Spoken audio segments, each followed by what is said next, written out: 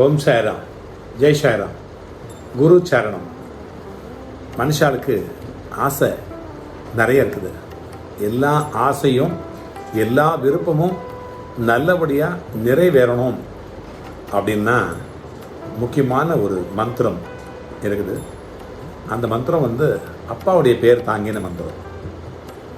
சாயப்பா அவரே தான் அல்லா இயேசு அரிஹர தேவன் எல்லாம் நீ என்றோ அப்படின்னு நம்ம பாடுறோம் இல்லையா? அந்த மாதிரி நீங்கள் இந்த பதிவை நீங்கள் பார்க்கும்பொழுது தூங்கிக்கிட்டு இருக்கலாம், நடந்துக்கிட்டு இருக்கலாம், ஏதோ ஒரு வேலையை செஞ்சுக்கிட்டு இருக்கலாம். பரவாயில்ல, நீங்கள் என்ன வேலையை செஞ்சாலும் பரவாயில்ல. உங்களுக்கு ஒரு விஷயம் நடக்கணும், ஒரு விஷயம் நடந்தே தீரணும். அந்த விஷயம் நடந்தால் தான் இந்த வாழ்க்கைக்கு ஒரு முக்கியமான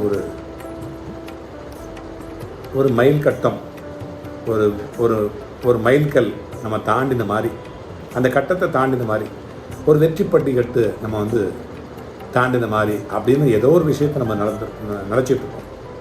ஒரு சங்கல்பம் பண்ணிகிட்ருப்போம், ஒரு சந்தோஷம் அதில் தான் கிடைக்குதுன்னு நம்ம நினச்சிட்ருப்போம். அந்த விஷயம் நடக்கணும் அப்படின்னா நம்ம என்ன செய்யணும்? சாயப்பாவை நினைக்கணும். இந்த விருப்பம், என் பையனுக்கு கல்யாணம் நடக்கணும், என் பையன் படித்து பாஸ் ஆகணும், என் பையனுக்கு குழந்தை பிறக்கணும், எனக்கு பேரன் பிறக்கணும், அப்புறம் அவன் ஒழுக்கமாக இருக்கணும். விருப்பம் நிறைய, ஏகப்பட்ட விருப்பங்கள் இருக்குது. நிறைவேறாத விருப்பங்கள் நிறைய இருக்குது இல்லையா? அந்த விருப்பம் நிறைவேறதுக்காக இந்த ரொம்ப சின்ன மந்திரம் தான் இது. இது ரொம்ப ரொம்ப ரொம்ப சின்ன மந்திரம். நம்முடைய வாழ்க்கையில் நினச்சதெல்லாம் நடக்கும். அதனால தான் இவ்வளோ ஸ்லோவாக சொல்கிறேன். நான் நினச்சதான் நடக்கும். நான் என்ன சொல்கிறதுனே தெரியல, அவ்வளோ விஷயம் நடக்கும். என்னுடைய அனுபவத்தில் சொல்கிறேன். எனக்கு மட்டும் இல்லை, என்னுடைய பிள்ளைகள், என்னுடைய நண்பர்கள், அன்பர்கள், சாய் சொந்தங்கள் அனைவருக்குமே சொல்லக்கூடிய ஒரு சக்தி வாய்ந்த மந்திரம் இந்த மந்திரம். அதனால தான் நான் சொல்கிறேன், உங்கள்கிட்ட ஷேர் பண்ணிக்கிறேன். ஓம் சேஷ சாயினே நமக. சின்ன மந்திரம் இல்லையா? கடுகு சிறுத்தாலும் காரம் போகாது அப்படி சொல்லுவாங்க. ரொம்ப சின்னது தான், ஆனால் ரொம்ப காரமானது, ரொம்ப வீரியமானது. இது ஒரு வெடிகுண்டு மாதிரி. மலை பெருசாக இருக்கலாம், சின்ன அந்த வெடிகுண்டு மாதிரி இது தகர்த்து எரியும். நம்ம துன்பங்கள் எல்லாம் தகர்த்து எரியக்கூடிய சக்தி வாய்ந்த மந்திரம். ஓம் சேஷ சாயினே நமக. சொல்லுங்கள், ஓம் சேஷ சாயினே நமக அப்படிங்கிற மந்திரம். ஆசைப்பட்டிய காரியங்கள், என்ன காரியங்களாக இருந்தாலும் ஆசைப்பட்ட அந்த காரியங்கள் நிறைவேறும்.